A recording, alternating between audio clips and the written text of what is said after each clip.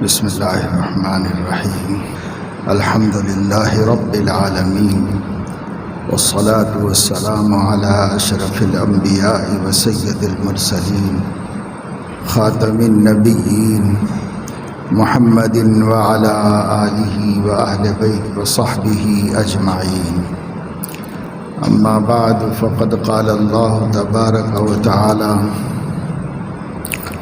وَإِذِ ابْتَلَىٰ إِبْرَاهِيمَ رَبُّهُ بِكَلِمَاتٍ فَأَتَمَّهُنَّ قَالَ إِنِّي جَاعِلُكَ لِلنَّاسِ إِمَامًا قَالَ وَمِن ذُرِّيَّتِي قَالَ لَا يَنَالُ عَهْدِي الظَّالِمِينَ وَإِذْ جَعَلْنَا الْبَيْتَ مَثَابَةً لِلنَّاسِ وَأَمْنًا وَاتَّخِذُوا مِن مَّقَامِ إِبْرَاهِيمَ مُصَلًّى صدق اللہ العظیم۔ اسلامی مہینوں میں ذی الحج کا مہینہ آخری مہینہ ہے اور محرم اسلامی جنتری کا پہلا مہینہ ہے۔ اس آخری مہینے کو ذو الحج کہا جاتا ہے۔ عربی میں ذو کے معنی والا اور حج کے معنی حج، ذو الحج کہیں یا ذو الحج کہیں۔ حج اور حج قصد اور ارادے کو کہتے ہیں، کسی کام کا ارادہ، کسی چیز کا ارادہ، کسی جگہ کا ارادہ، اس کو حج کہتے ہیں لغت کے اعتبار سے۔ قصد و ارادے کا نام حج یا حج ہے، لیکن یہ لفظ جب قرآن کی زبان میں استعمال ہوتا ہے تو اس کے لغوی معنی ہی نہیں ہوتے، بلکہ اس کی کوئی شرعی تعریف بھی ہوتی ہے، اور وہ قرآنی اسلامی شرعی تعریف یہ ہے کہ حج خاص دنوں میں خاص جگہ پر خاص اعمال کرنے کا نام ہے۔ کچھ خاص اعمال ہیں اور کچھ خاص جگہیں ہیں، وہیں کیے جا سکتے ہیں، اور کچھ خاص دن ہیں، انہی دنوں میں کیے جا سکتے ہیں۔ ان اعمال کو شرعی اعتبار سے حج کہا جاتا ہے۔ الحج اشہر معلومات، حج کے مقرر مہینے ہیں، اور وہ مقرر مہینے شوال، ذی قعدہ اور ذی الحج ہے۔ حج کے اعمال تو صرف ذی الحج کے 5 دنوں میں ادا کیے جاتے ہیں، 8، 9، 10، 11، 12، لیکن حج کے لیے احرام شوال سے باندھا جا سکتا ہے۔ اس لیے حج کے اشہر معلومات ہیں، 3 مہینے مقرر کیے گئے ہیں۔ اگر کوئی شخص بہت دور سے سفر کر کے آ رہا ہو اور وہ اپنے گھر سے ہی احرام بند ہو کے نکلنا چاہتا ہے تو شوال کا چاند نظر آنے کے بعد سے احرام حج کا باندھا جا سکتا ہے۔ تو مہینے 3 ہیں، لیکن مناسک حج کی ادائیگی 8، 9، 10، 11، 12 کو ہوتی ہے۔ 8 ذی الحج کو ظہر سے قبل منا میں پہنچ جانا چاہیے۔ بہتر ہے، مسنون و مستحب ہے کہ 8 تاریخ کی ظہر، عصر، مغرب، عشاء اور 9 تاریخ کی فجر منا میں ادا کی جائے۔ منا ایک وادی ہے، اور اب تو ایک بہت بڑا صاف ستھرا میدان ہے جسے ایک منظم طریقے پر وقتی طور پر بستی بنا دیا جاتا ہے، رہائش گاہ بنا دیا جاتا ہے۔ وہ اسی لیے کہ اللہ کے عاشق بندوں کو اس عظیم فریضے کی ادائیگی کے واسطے 8 تاریخ کی 4 نمازیں اور 9 تاریخ کی ایک فجر کی نماز وہاں ادا کرنا چاہیے۔ ایسا ہو جائے تو بہتر ہے، پر ایسا نہ ہونے کا کوئی گناہ نہیں۔ ترتیب یہی ہے۔ یوم الترویہ اس کو کہا جاتا ہے، اور اس کے بعد یوم العرفہ ہے۔ نویں ذی الحج کی صبح کی نماز پڑھنے کے بعد جس قدر جلدی ممکن ہو سکے عرفات کی طرف خروج کرنا چاہیے۔ عرفات بھی ایک وسیع و عریض چٹیل میدان ہے، کھلی جگہ ہے، اس کی شرعی حدیں مقرر ہیں جسے پیغمبر نے مقرر فرما دی ہیں، وہ جگہ عرفات کہلاتی ہے۔ وہاں جانا ہے، 9 تاریخ کی نماز صبح پڑھ لینے کے بعد بہتر ہے کہ ظہر سے پہلے پہلے وہاں پر بھی پہنچ جانا چاہیے، اور پھر عرفات میں جو امام الحج ہے وہ عرفات کی مسجد میں نماز پڑھاتے ہیں اور خطبہ حج بھی دیتے ہیں۔ اس میں شرکت ضروری نہیں ہے، لیکن وہاں پہنچنا ضروری ہے، وہاں قیام ضروری ہے۔ 9 تاریخ کو زوال سے لے کر کے غروب تک کم سے کم رہنا چاہیے۔ حضور علیہ السلام نے اس پورے عرصے میں اللہ تبارک و تعالی شانہ سے بڑی لجاجت و عاجزی کے ساتھ دعاؤں کا اہتمام فرمایا تھا، اس لیے غروب تک وہیں پر رہنا ہے۔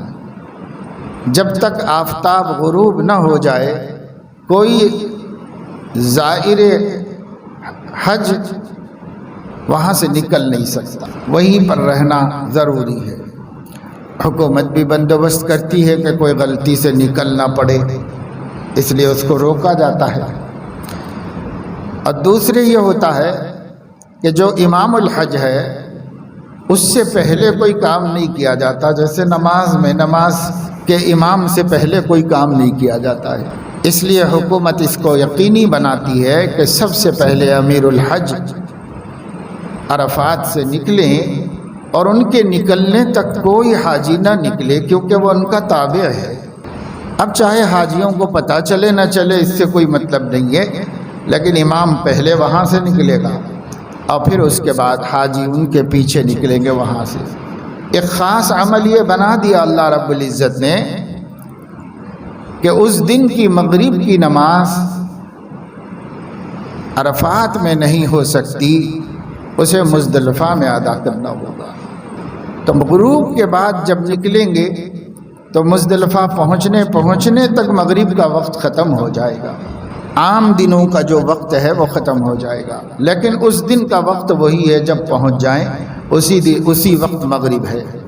کسی بھی عبادت میں عبادت کی نفس کوئی چیز نہیں ہے، اس عبادت میں امر رب کی تعمیل اصل چیز ہے۔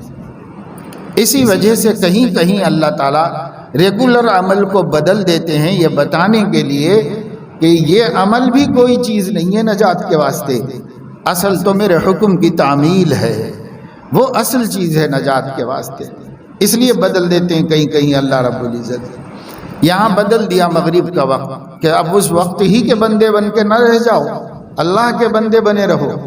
اگر اللہ ٹائم بدل دے تو بدل دو، اللہ کہے آج نہیں پڑھ سکتے مغرب، غروب آفتاب کے فوراً بعد، سال بھر حکم ہے کہ فوراً پڑھو، اب حکم ہے کہ فوراً نہیں پڑھو، فلاں جگہ جا کے پڑھو، اس کا حکم ہے، لہذا وہاں جانا ہوگا۔ تو مزدلفہ پہنچ کے مغرب پڑھنا ہے، مغرب کے بعد عشاء کی نماز پڑھنا ہے۔ حضرت علیہ السلام نے بھی اسی طریقے سے ادا کی۔ اور یہ جو رات ہے، اس رات کو اللہ کا ذکر کرنا ہے۔ مزدلفہ میں ایک بڑی پہاڑی ہے، اس کا نام مشعر الحرام ہے۔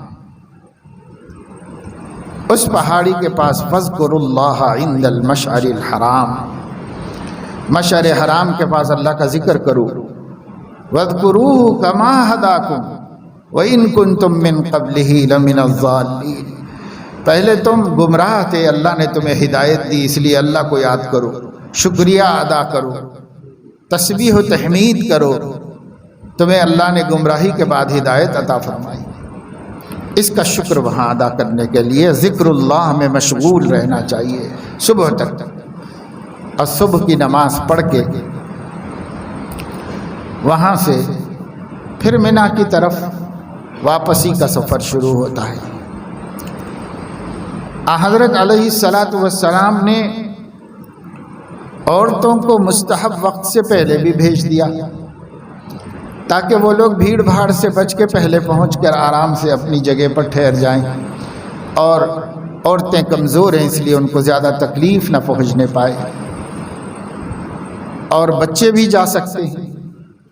مردوں کو مسنون وقت وہاں سے نکلنا افضل ہے، وہ بہتر ہے۔ وہ 10ویں تاریخ شروع ہو گئی تو ذی الحج کی 10ویں تاریخ کو منا میں پہنچ کر کے چند اعمال کرنے ہوتے ہیں۔ پہلا عمل رمی جمار ہے، کنکری مارنا شیطان کو، تینوں میں سے ایک، اور اس کے بعد قربانی کرنا ہے، اس کے بعد سر مڈانا ہے تاکہ احرام کی پابندیاں ختم ہو جائیں، پھر عام لباس پہن سکتے ہیں، اور اسی دن طواف افاضہ یا طواف زیارت بھی کرنا ہوتا ہے۔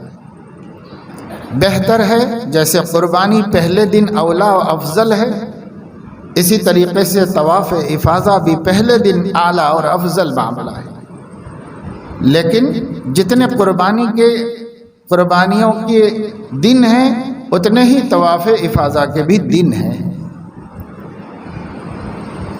یعنی 10 ذی الحج کو جب چاہیں کر سکتے ہیں، اس کی رات میں کر سکتے ہیں، اگلے دن کر سکتے ہیں، اس کی رات میں کر سکتے ہیں، اور 12ویں تاریخ کو کر سکتے ہیں غروب آفتاب سے پہلے تک۔ جب تک قربانی کر سکتے ہیں تب تک طواف زیارت بھی کر سکتے ہیں، یہ کر سکتے ہیں، لیکن اعلیٰ اور اولا یہ ہے کہ آدمی پہلے دن کر لے، اللہ توفیق دے، اس کو ہمت دے تو پہلے دن کر لے۔ بھیڑ بھاڑ ہو کوئی حرج نہیں، بعد میں بھی کر سکتا ہے، گنجائش اللہ پاک نے رکھی ہے۔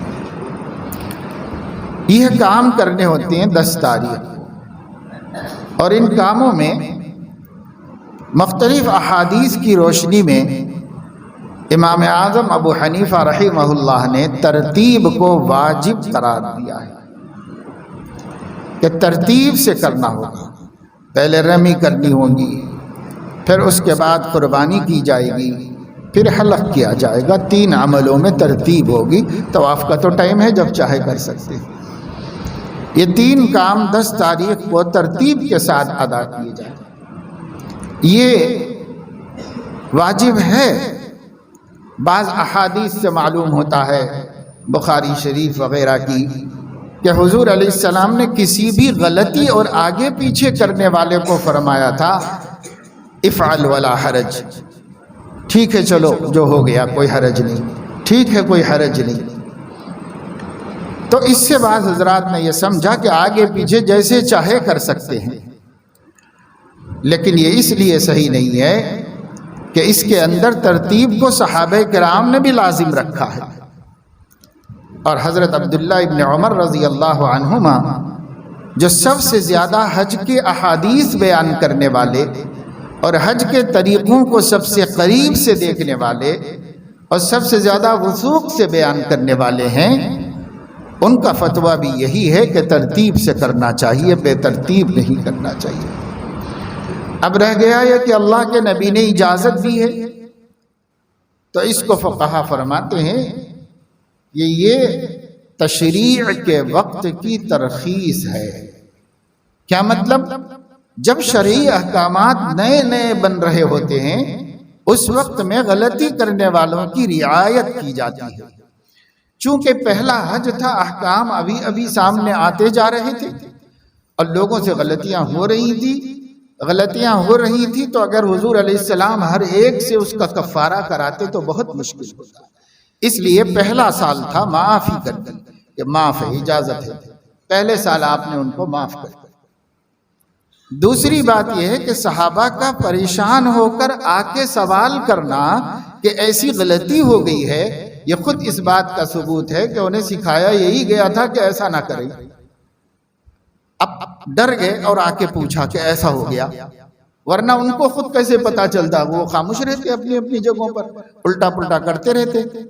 لیکن ان کا آ کے پوچھنا حضور سے اس بات کا ثبوت ہے کہ تعلیم یہ دی گئی تھی کہ اس ترتیب سے کرو، لیکن ان سے غلطی ہو گئی تو غلطی کے بارے میں پوچھا.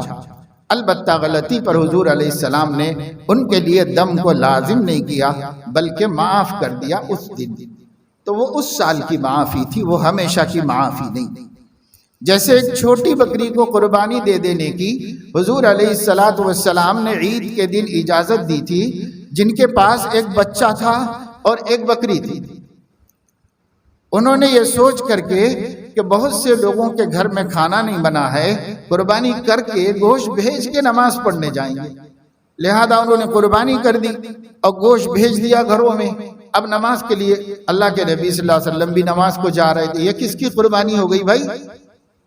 تو انہوں نے کہا کہ یا رسول اللہ میں نے کر دی. کیوں کر دی نماز سے پہلے؟ تاکہ غریبوں کے گھر میں جلدی پہنچ جائے گوشت. تو فرمایا یہ قربانی نہیں ہوئی تمہاری، دوبارہ کرو. وہ کھانے کا گوشت بن گیا، وہ کھا لو، لیکن قربانی جو تقرب اور عبادت ہے وہ نہیں ہوئی، وہ اب کرو. تو انہوں نے کہا یا رسول اللہ کیسے کروں، اب تو ایک بچہ ہے بس چھوٹا سا جس کی قربانی نہیں ہو سکتی. تو حضور علیہ السلام نے ان کو اجازت دی کہ اسی کی کر دو تم قربانی.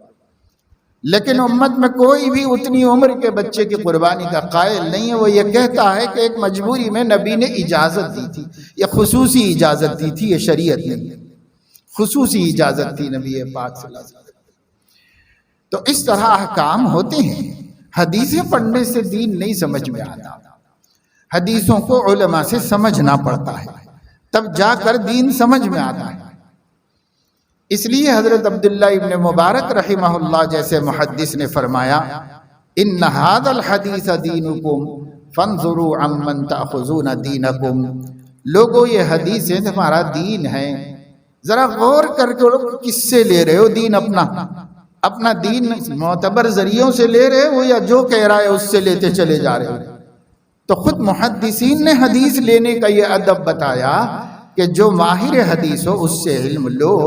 ہر کوئی اپنی طرف سے حدیث نہ گڑھے اور ہر کوئی اپنی طرف سے حدیث نہ سنائے، ہر کوئی اپنی طرف سے سنی ہوئی حدیث پہ عمل نہ کرے، اس واسطے کہ ہر سنی سنائی بات یہاں تک کہ وہ حدیث بخاری ہی کی کیوں نہ ہو قابل عمل نہیں ہوتی، اس کی تحقیق کرنی پڑتی ہے. ہر حدیث قابل عمل نہیں ہے کسی بھی کتاب میں.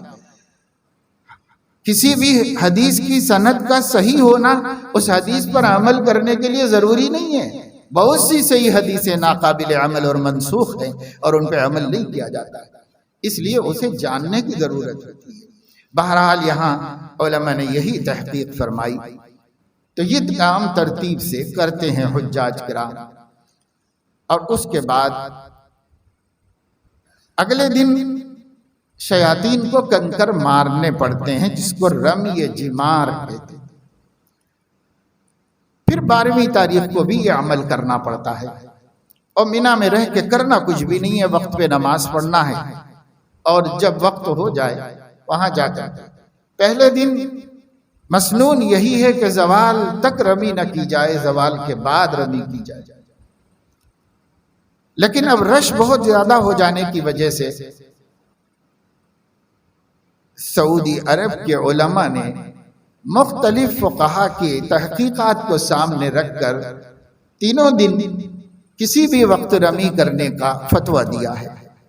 وہ لوگوں کی ازدحام کی وجہ سے، مجبوری کی وجہ سے گنجائش ہے تو راستہ نکالو، چنانچہ راستہ نکالا گیا. بہرحال یہ 11-12 تاریخ ہو گئی.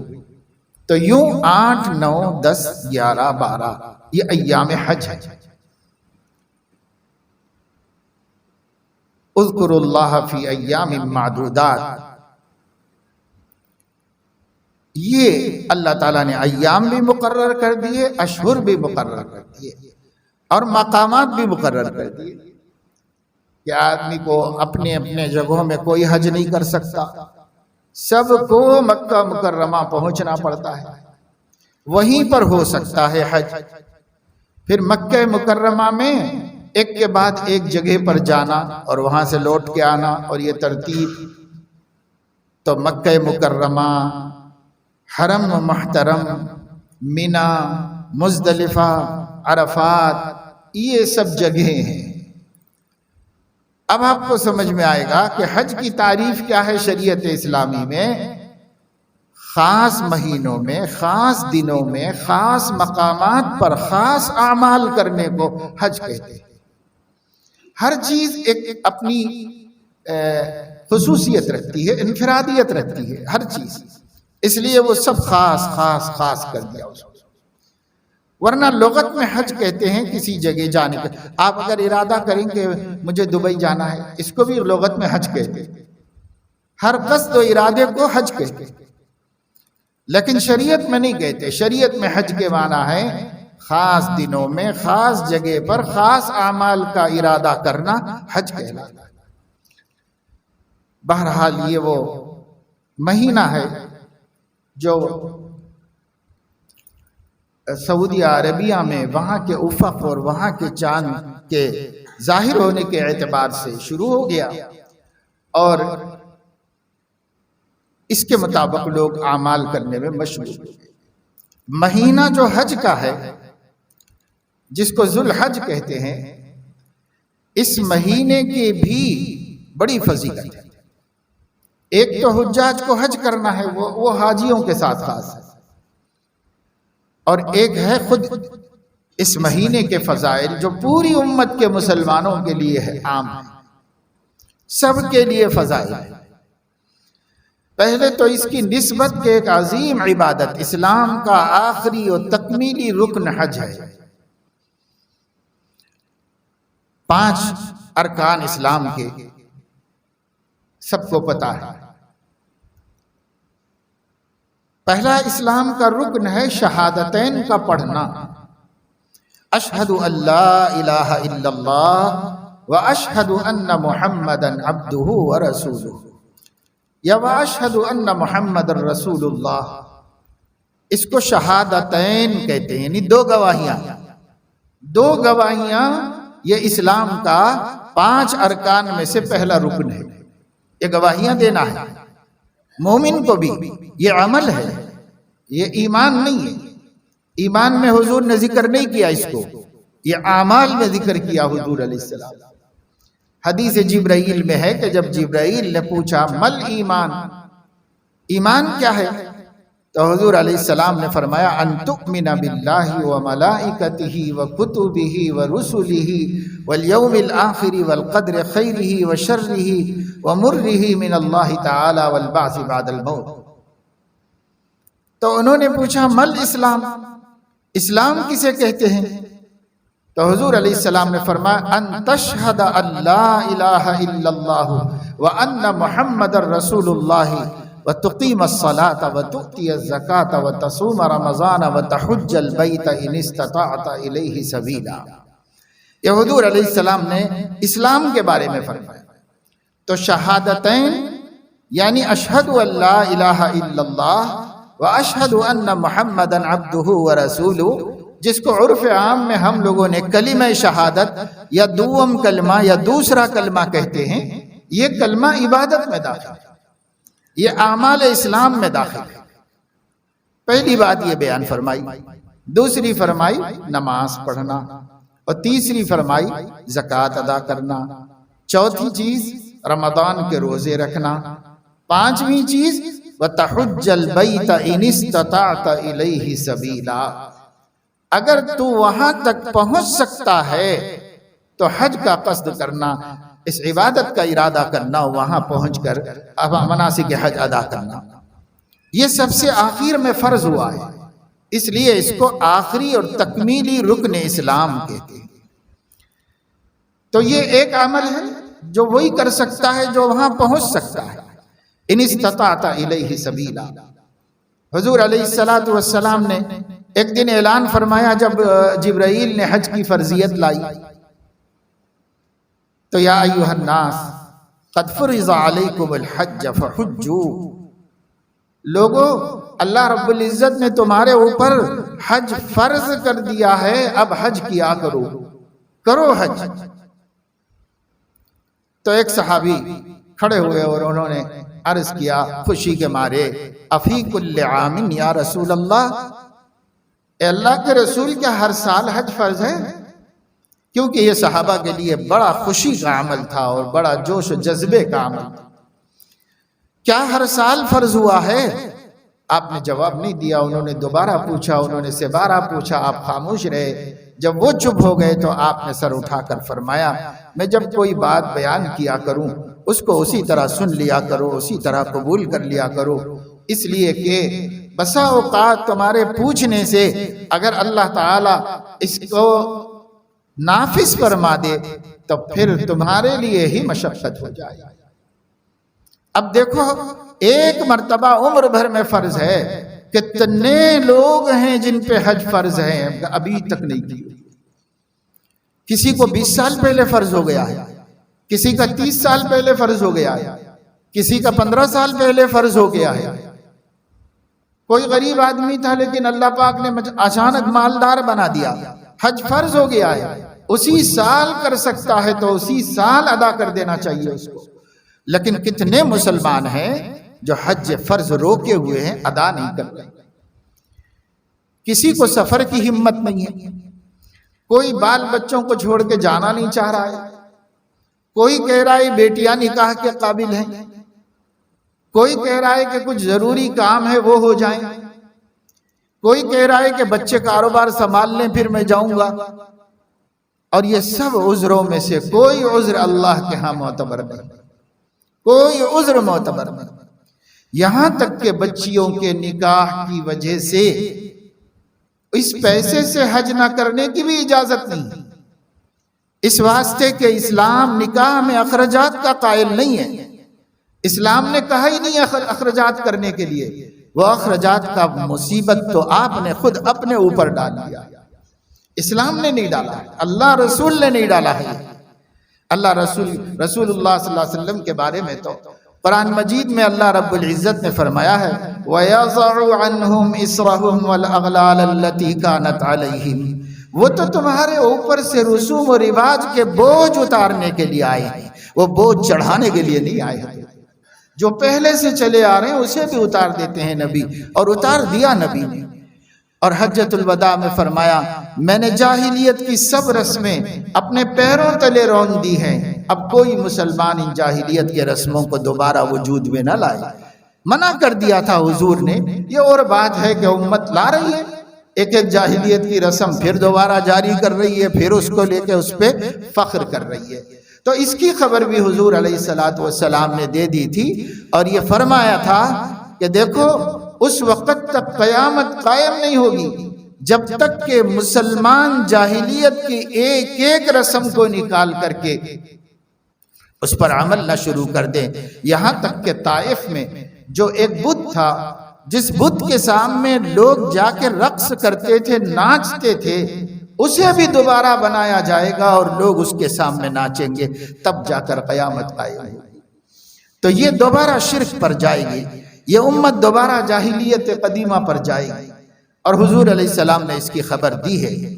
اور اب جاہلیت کی یہ بت ہمارے سامنے آ رہے ہیں۔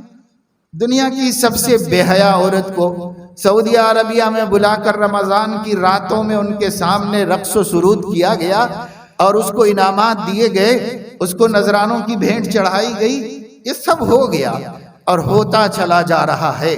یہ حضور علیہ السلام کی خبریں ہیں، یہ سب ہونا ہے، اور یہ ہوگا کیوں ہوگا کہ امت قیامت سے قریب لے جائی جا رہی ہے، اور اللہ تعالیٰ اس دنیا کی بساط کو لپیٹ رہے ہیں اور اس دنیا کو ختم کرنے کا ارادہ فرما رہے ہیں اللہ رب العزت، اس لیے ہم قیامت کی طرف چل رہے ہیں۔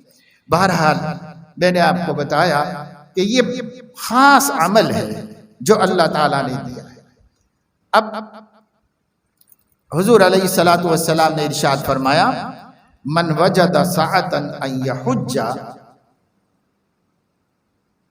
جس شخص کو اس بات کی مالی گنجائش ہے کہ وہ حج کر سکتا ہے۔ حج کر سکتا ہے کا مطلب یہ ہے صحت ایسی ہے کہ مناسک ادا کر سکتا ہے، اور مال اتنا ہے کہ وہاں پہنچ سکتا ہے.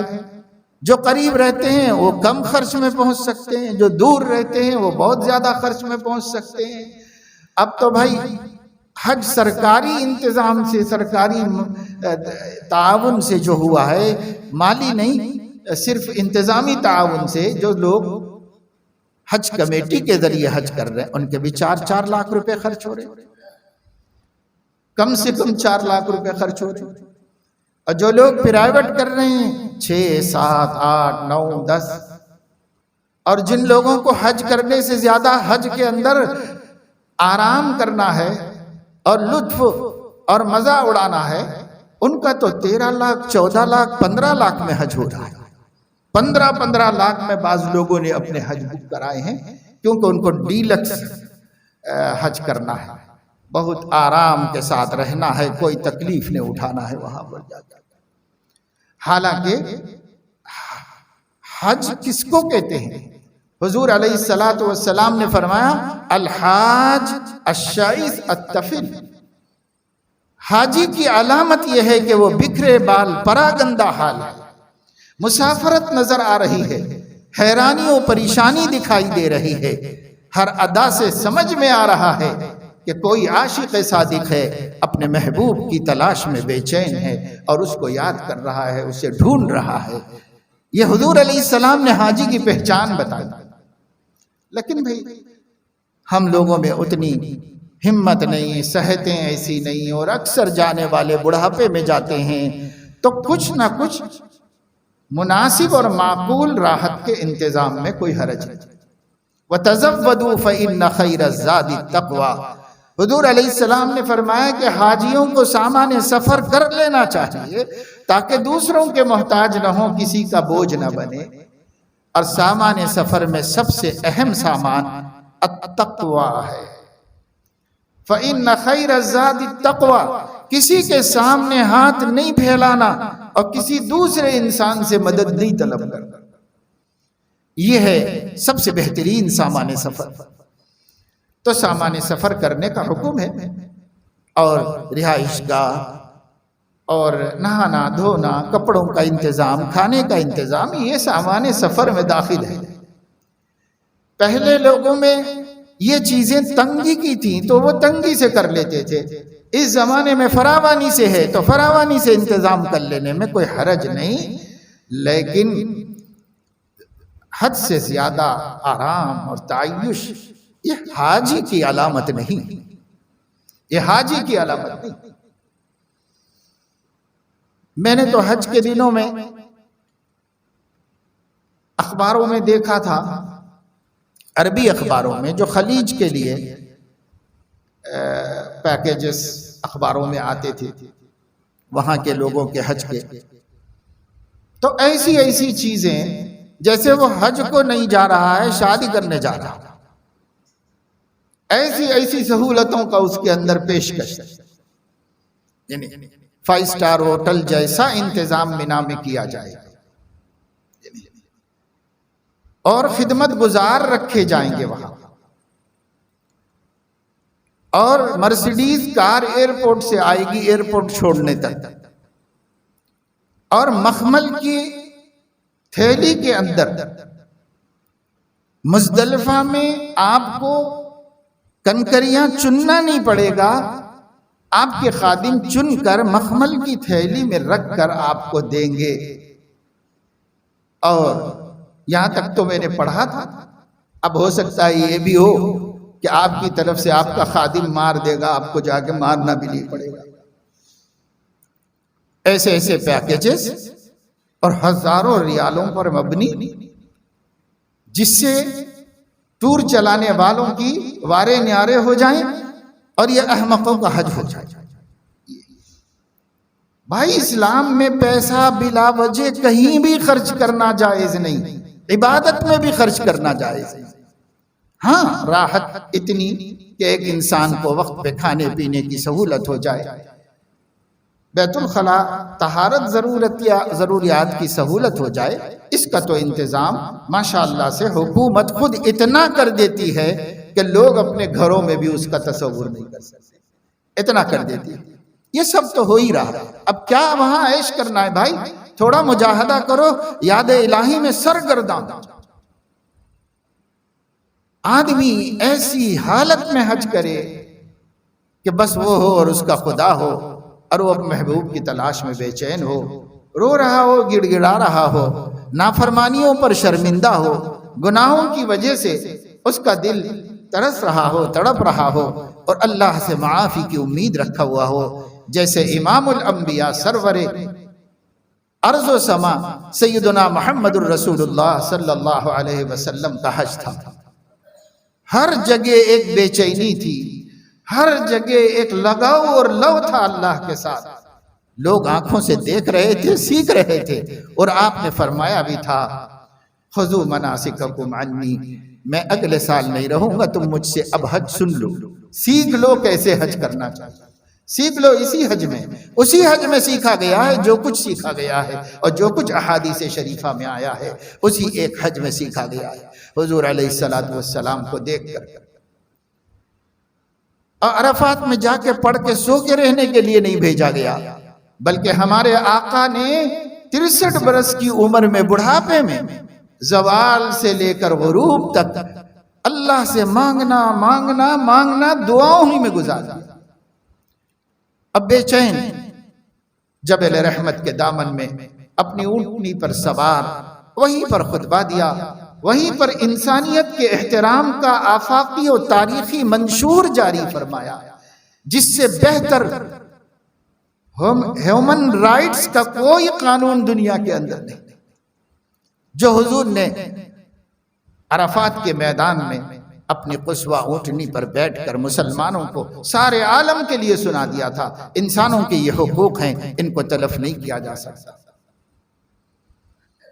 آج دنیا جتنے انسانیت کے حقوق وضع کر رہی ہے، اس کی اصل اسی ایک منشور میں ہے جو انسانیت کا تاجدار عرفات کے میدان میں کھڑے ہو کر اعلان فرمایا تھا، آج کے بعد انسانوں کے یہ حقوق کوئی تلف نہیں کر سکتا، سب انسانوں کو یہ حقوق حاصل ہیں، یہ ان کو دیے جائیں بلا لحاظ مذہب و ملت۔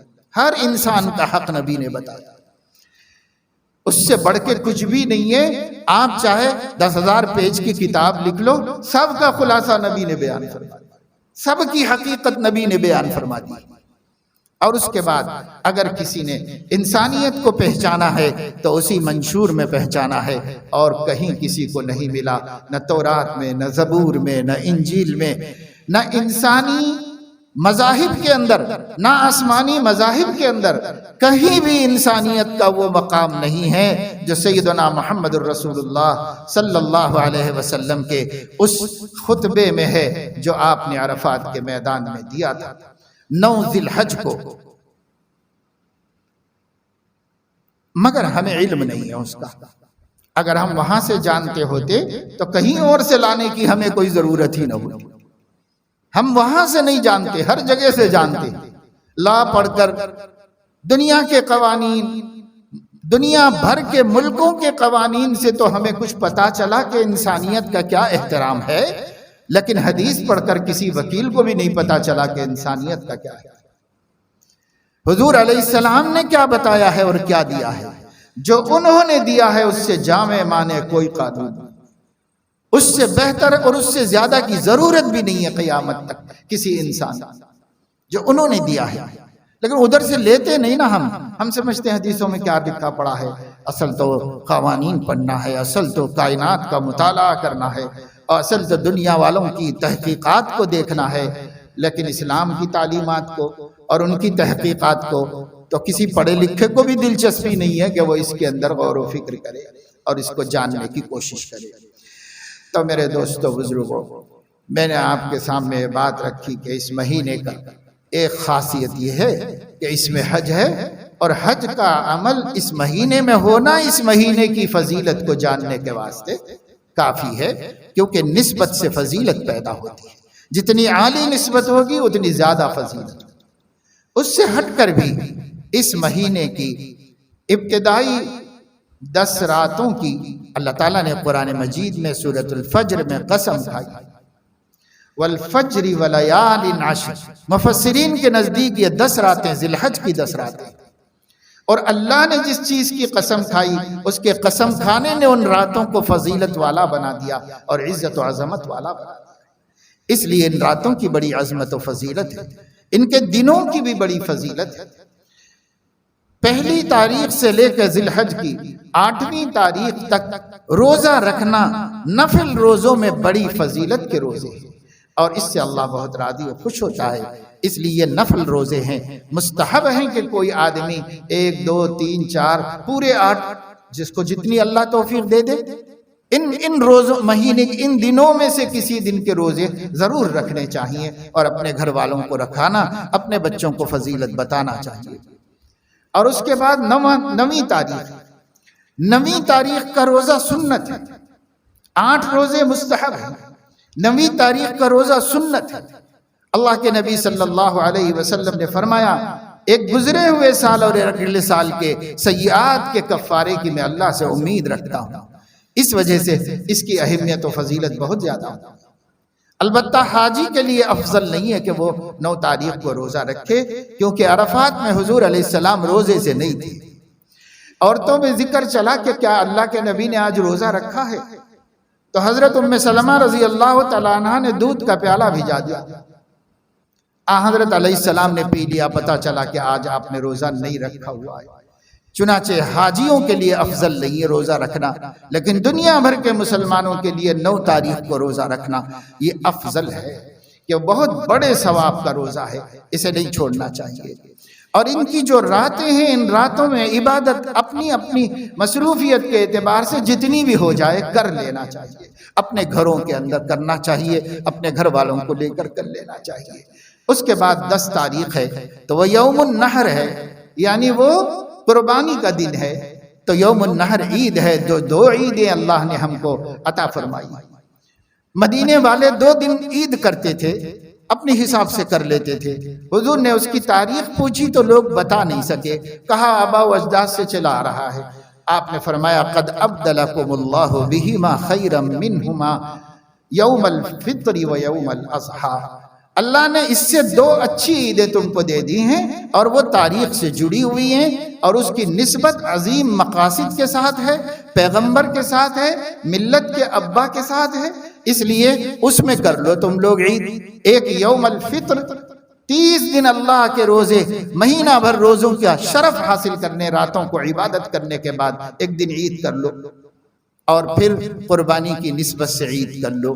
جب سیدنا ابراہیم نے اپنے بیٹے سیدنا اسماعیل کو راہ خدا میں قربان کر دیا تھا، یعنی انہوں تو کر دیا تھا لیکن اللہ پاک کو یہ منظور نہیں تھا۔ حضرت ابراہیم علیہ السلام نے قربانی دی، اب اسی نسبت سے آپ لوگ عید کر لیا، اور عید میں کیا کرو تو قربانی کرو، اس لیے اس کا نام یوم النحر ہے۔ نہر حلق کو اوپر جو شہرگیں ہیں جنہیں کاٹا جاتا ہے ان کو کہا جاتا ہے، اور اسی لیے اس کا نام یوم النحر ہے۔ اس دن خون بہانا ہی عبادت ہے، سب سے بڑی عبادت۔ اب اس کے بعد 2 دن اور ہیں جو اس کے تحت میں ہیں، یوم النحر میں 2 دن اور ہیں، اور ان 2 دنوں کی غروب آفتاب پر قربانی بند کر دینی چاہیے، اس سے پہلے قربانی۔ لیکن اس کے بعد بھی 2 دن ہے جو ایام تشریق کہلاتے ہیں، یعنی 13 تاریخ کی عصر تک جو نمازوں کے بعد تکبیر تشریق پڑھی جاتی ہے وہ ایام تشریق کہتے ہیں۔ تشریق عربی زبان کا لفظ ہے، اس کے معنی ہے گوشت کے پارچے سکھانا، دھوپ، اس کو ایام تشریق کہتے ہیں۔ انہی ایام میں چونکہ 13 تاریخ کو بھی اگر مینا میں قیام کر لیا تو رمی کرنا ضروری ہے، اس لیے وہ بھی مناسک کے اندر داخل ہو گیا، تو وہ دن بھی بڑی فضیلت والا ہے اور بڑی بزرگی والا دن ہے۔ تو اس طرح اس مہینے کے ایام کی قدر کرنا چاہیے، لغو لایانی و معاصی و گناہوں سے بچتے رہنا چاہیے۔ کچھ نیکی نہ کر سکیں تو اتنا کر لیجئے کہ گناہ تو نہ کریں، اور گناہ نہ کرنے سے بڑی نیکی کیا ہو سکتی ہے۔ حضرت عبداللہ ابن عباس فرماتے ہیں گناہ سے بچنے کے برابر میں کوئی نیکی نہیں سمجھتا، گناہ سے بچنا سب سے بڑی نیکی، اس لیے کم از کم گناہ ہی نہ کریں بھائی ان دنوں میں۔ اتنا تو اہتمام کر لیں، اور جنہیں اللہ توفیق دے آگے بڑھ کے عبادت بھی کریں، تلاوت کرو، ذکر کرو، درود شریف کی کثرت کرو، نفل نمازیں پڑھو، خیر خیرات کرو، لیکن خیر خیرات ایام نحر میں افضل نہیں ہے۔ ایام نحر میں وہ خیرات بھی نہ کر کے قربانی کرنا افضل ہے۔ قربانی سے افضل کوئی عمل نہیں۔ آج کل ایک راگ آلاپا جا رہا ہے، ایک کافی، ایک کافی، ایک کافی۔ خدا جانے ان لوگوں کا مقصد کیا ہے کہ ایک کافی، ایک کافی۔ ارے بھائی، ایک پر ایک ہی واجب ہوتی ہے، لیکن واجب ایک ہے اور کرنا کیا ہے؟ جتنی اللہ توفیق دے اتنے کرنا چاہیے، اتنے کرنا چاہیے، کیونکہ ما عمل ابن آدم من عمل فی ایام النحر احب الی اللہ من احراق الدم۔ یہ اللہ کے نبی کا اعلان ہے۔ ان 3 دنوں میں بنی آدم کا کوئی عمل اللہ کو اتنا محبوب نہیں جتنا جانور کا، حلال جانور کا خون بہانا۔ اللہ احراق الدم کہہ رہے ہیں، خون بہانا، خون بہانا، بس یہ اللہ کو جتنا مرغوب ہے۔ آپ کو ضرورت نہیں ہے تو بھی یہ خون بہائیے اللہ کی رضا کے واسطے اور اللہ تعالیٰ کی خوشنودی کے واسطے۔ لوگ اپنی اپنی عقلوں سے باتیں چلاتے ہیں، ان کے اوپر توجہ دھیان مت دیجیے۔ لوگ ایک طبقہ غیر مسلم تو چاہ ہی رہا ہے کہ قربانی کا شعار ختم ہو جائے مسلمانوں میں۔ اب مسلمان بھی خواہ و خواہ کی اپنی باتیں الاپنا شروع کر دیتے ہیں اور بگارنا شروع کر دیتے ہیں۔ جیسے برسات میں کیڑے برستے ہیں، ایسے سارے یوٹیوب یہ وہ سب چلنا، ہر ایک کی اپنی رائے، ہر ایک کی اپنی رائے، ہر ایک کی اپنی رائے۔ اللہ اکبر! ارے بھائی، نبی پاک صلی اللہ علیہ وسلم نے 100 قربانیاں دی ہیں۔ حضور علیہ السلام کا پیسہ برباد کر رہے تھے، یا حضور علیہ السلام کو جانوروں پہ رحم نہیں آ رہا تھا، یا حضور علیہ السلام کو اسراف اور فضول خرچی نہیں سمجھ میں آتی تھی؟ کیا تھا؟ وہ دکھانا چاہتے تھے کہ اللہ کو یہ عمل ہی زیادہ پسند ہے، ان دنوں میں تو یہی کرو، پھر یہ دن گزر جائیں تو دوسری طرح کی خیراتیں کرو، دوسری طرح کے کاموں میں خرچ کرو پیسہ۔ اللہ پاک اپنے فضل و کرم سے ہمیں دین کی صحیح سمجھ نصیب فرمائے اور اتباع شریعت و سنت کی توفیق عطا فرمائے۔ آمین وآخر دعوانا۔